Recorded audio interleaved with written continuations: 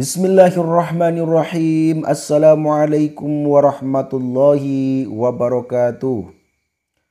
Alhamdulillahilladzi dallana ila sabilil jannah. Ashhadu an la ilaha illallah wahdahu la syarikalah.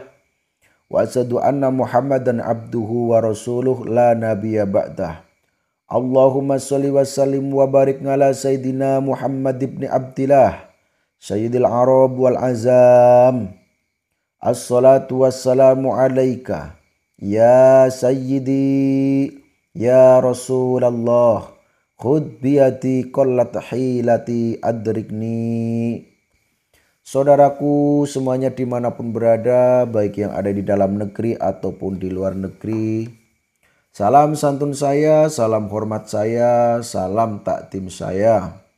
Doa saya untuk kalian semuanya, mudah-mudahan kalian semuanya senantiasa diberi kesehatan oleh Allah Subhanahu wa taala, dilancarkan rezekinya, diberi umur panjang, umur yang berkah, umur yang bermanfaat. Amin ya robbal alamin. Baik saudaraku semuanya, di sini saya hanya menyikapi kabar berita yang sangat malang, yaitu ada seorang guru ngaji di madrasah diniyah yang mana sedang mendapat cobaan, yaitu terzolimi oleh salah satu orang yang mana orang itu adalah wali murid atau wali santri dari anaknya yang ngaji di tempat kiai ataupun guru ngaji tersebut. Saudaraku, ini sangat miris.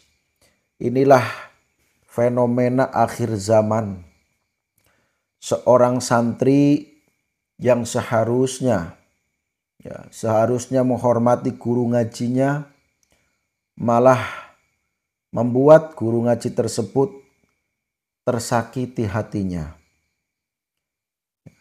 Menurut informasi yang ada, nanti untuk sumber beritanya insya Allah saya tempel linknya ya.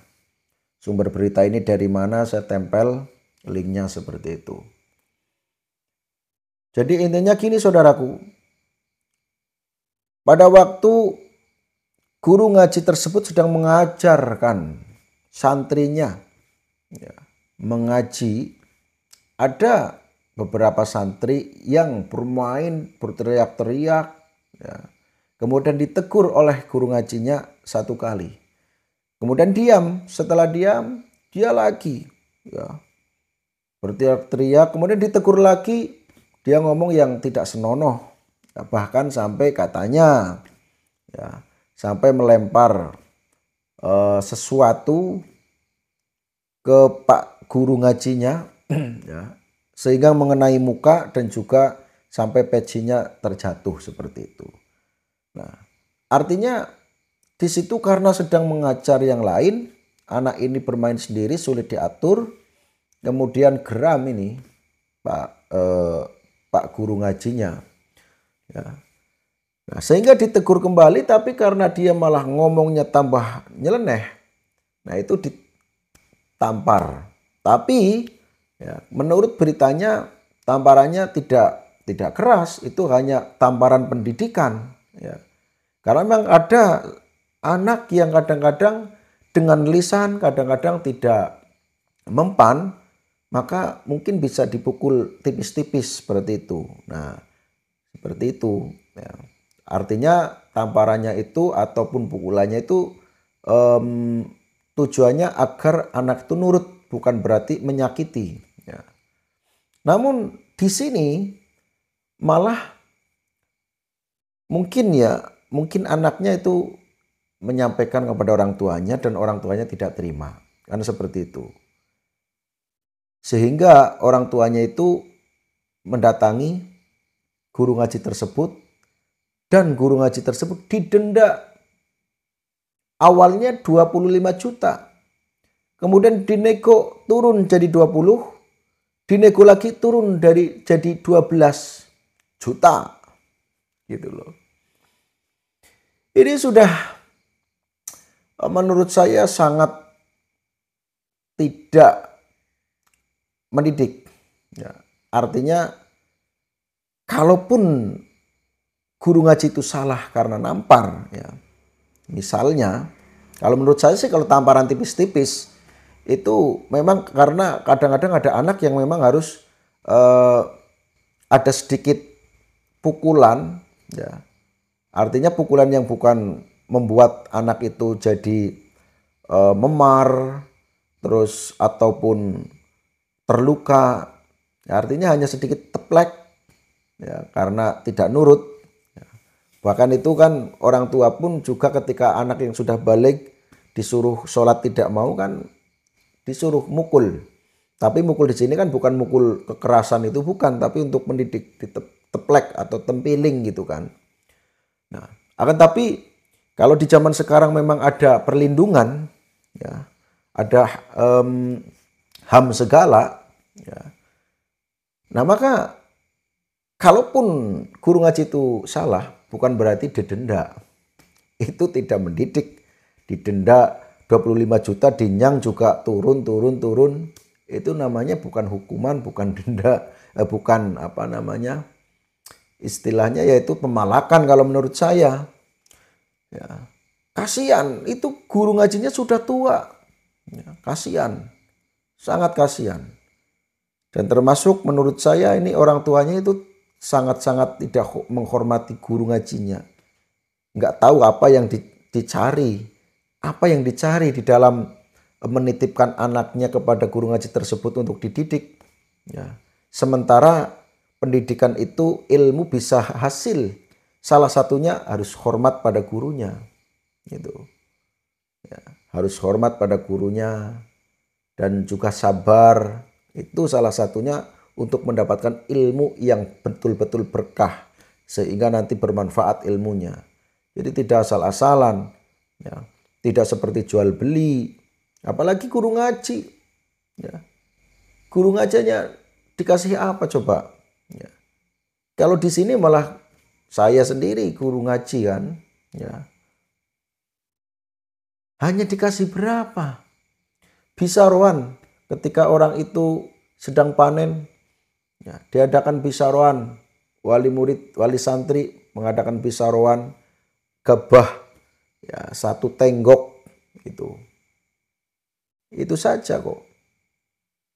Ya, kalau mau dihitung seperti jual beli, yus 1 tenggok per anak itu ya jelas tidak cukup untuk guru ngaji yang bertahun-tahun.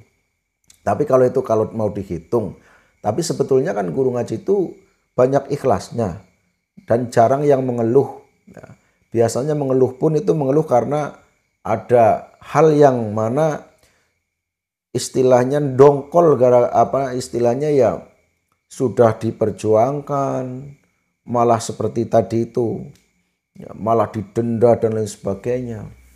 Ya. Jadi sebetulnya guru ngaji itu sangat ikhlas, saudaraku.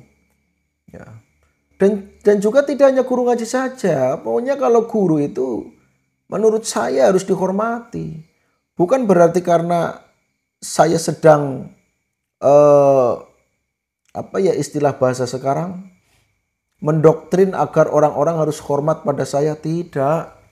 Memang guru itu harus dihormati, ya, harus dihormati. Apalagi kalau kalian mungkin bisa melihat kisahnya Rasulullah kepada guru ngajinya cucu Nabi Muhammad SAW, yaitu Hasan Husain. Ya. Kanjeng Nabi saja sangat menghormati kok. Ya. Karena guru itu ya sebetulnya hakikatnya adalah alatnya Allah untuk menyampaikan ilmu kepada orang-orang seperti itu. Nah ini kok didenda 25 juta. Malah kabarnya karena saya lihatnya dari berita sih. Ya, kabarnya ternyata ditumpaki oleh LSM. Ya, ini harus diusut. Ya. Para pejabat silakan diusut ini. Mengaku sebagai LSM, memeras kepada seorang guru ngaji 25 juta turun dari 20 turun lagi jadi 12. Ini model apa ini? Ya. Ini harus diusut, orang itu harus diusut kalau memang LSM beneran. Ya, kalau itu hanya memang dari wali santrinya, wali santri ini harus sadar, saudaraku, harus sadar. Tapi ini ada yang numpaki katanya. Siapa yang ngomong numpaki? Yang ngomong adalah yang ngomong numpaki ya saya, maksudnya informasinya itu dari neneknya anak itu tadi, ya, ya ternyata katanya itu dari LSM, itu loh, orangnya besar katanya. Nah ini harus diusut ini, jangan sewenang-wenang ini, LSM itu punya hukum, harus paham hukum juga, ya. Masa guru ngaji diperas seperti itu hanya gara-gara nempiling, coba, ya. Pun nempilingnya pun di situ ya, tujuannya untuk pendidikan ya, karena sulit diatur seperti itu. Jadi untuk saudara-saudaraku semuanya, kenapa saya juga ikut berkomentar di dalam hal ini ya, supaya para orang tua ayolah sadar kalau memang guru ngajinya itu hanya ya paling-paling mukul tipis-tipis, gak usah panas lah ya, karena tujuannya itu supaya anaknya manut, supaya anaknya itu tahu diri dengan gurunya, supaya anaknya itu menghormati ya, supaya sedikit ada rasa takut, jangan malah guru yang takut sama anaknya ya. Ya kalau diperes-peres seperti ini nanti lama-lama tidak ada orang yang mau ngajar apa-apa karena takut dengan seorang murid ya. Jadi seharusnya murid yang takut sama guru, bukan guru takut sama murid. Tapi kalau diperes-peres seperti ini, ya nanti guru-guru takut dengan murid seperti itu. Nah, ini kan sudah keluar daripada apa namanya? Ya istilahnya adab itu sudah nggak normal lagi. Moralnya itu sudah rusak. Ini kalau seperti ini dianggap malah yang apa namanya, misalnya kok orang malah mendukung si wali santri itu, menurut saya berarti betul-betul moral ini sudah nggak karu-karuan. Akhirnya yo tatanan di negara kita ini aduh hancur-hancuran saudaraku ya, karena yang paling utama itu kan akhlak ya, atau adab atau tata krama ya. Moral itu paling penting, paling inti. Cerdas dan tidaknya itu nomor 2 ya. Karena kalaupun cerdas, kalaupun pinter, kalau tidak ada akhlak, waduh rusak negara itu.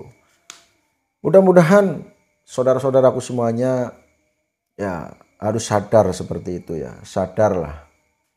Ini saya sangat kasihan, tapi ya saya orang biasa, orang yang juga keadaannya bukan orang kaya, jadi walaupun kasihan ya tidak bisa membantu seperti saudara-saudaraku yang kaya-kaya pada datang ke tempatnya beliau guru ngaji tersebut ya, memberikan bisyarah ya. Saya hanya bisa mendoakan saja, mudah-mudahan diberi kesabaran dan mudah-mudahan tetap semangat dalam mengajarkan ilmu-ilmunya, memberikan ilmu-ilmunya kepada generasi bangsa, generasi yang Qurani ya. Mudah-mudahan guru ngaji tersebut selalu sabar dan tetap semangat dalam berjuang. Amin ya robbal alamin ya. Ini bukan berarti saya sedang membela si A si B ya, tapi memang di sini ada hal yang harus diluruskan terkait dengan penghormatan, terkait dengan akhlak, terkait dengan moral ya, seperti itu. Mungkin kalau hanya orang yang nonton saja, misalnya guru ngaji kan cuman kayak gitu, alif bata sajim ya. Tapi sebetulnya saudaraku ya, kadang panjenengan saja ngajar anaknya saja sendiri sulitnya bukan main, apalagi guru mengajar sekian banyak anak ya. Apalagi kalau yang masih kecil, saudaraku ya, kadang-kadang tidak ya, kan masih kecil banget itu kan ya, kadang sambil ngaji umbele montlop. Ada yang lagi diajari ngaji ngentut ya, baunya bukan main, itu gurunya diam saja. Luar biasa kan guru ngaji itu ya, harus dihormati saudaraku. Terima kasih, ini hanya untuk motivasi kepada saudara-saudara ya, apabila panjenengan menitipkan anaknya untuk diajari ngaji ya, boleh sih mengontrol, boleh sih malah justru memang ya harus dikontrol, tapi bukan berarti ketika ada kesalahan sedikit langsung dendam segala dan lain sebagainya, jangan ya. Karena kalaupun pinter, kalau tidak dapat ridhonya guru ngaji, sama saja tidak mendapatkan ridhonya Allah, seperti itu. Karena guru ngaji sebagai orang tua yang kedua setelah dari orang tua yang melahirkan, seperti itu. Terima kasih saudaraku yang sudah menonton, cukup sampai di sini. Mohon maaf atas segala kesalahannya. Mudah-mudahan ini jadi sebuah alarm buat kita semuanya, sehingga kita sesama manusia itu harus saling menghormati ya. Eling lan waspodo. Terima kasih. Wassalamualaikum warahmatullahi wabarakatuh.